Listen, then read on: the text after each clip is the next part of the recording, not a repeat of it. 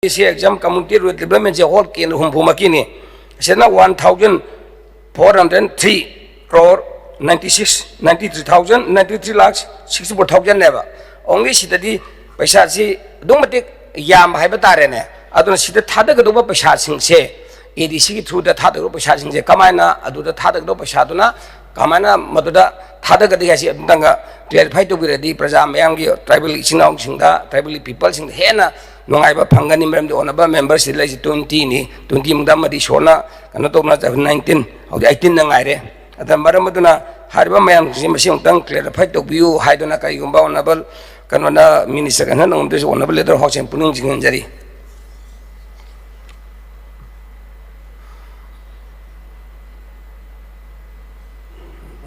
Honorable Concerned Minister na Pakhum Pibi Hidra.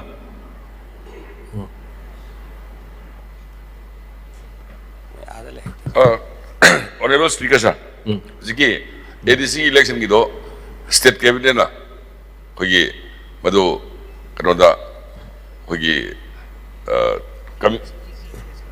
Hilera committee da already sinagre kadugi madugi report ma pirak na ba duga Ziki ata ising dudi kar ai ihla bihan jerage. Thank you.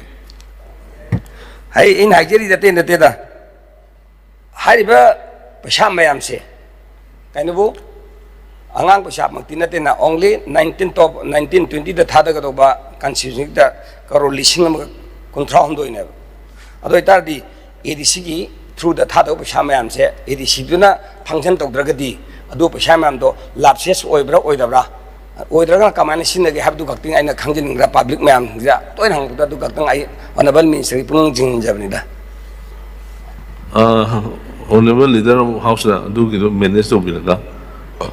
Honorable Speaker sir, kanogi just during this session I the table the best of jerry. Thank you. 19 by bilo. Makha pakichari.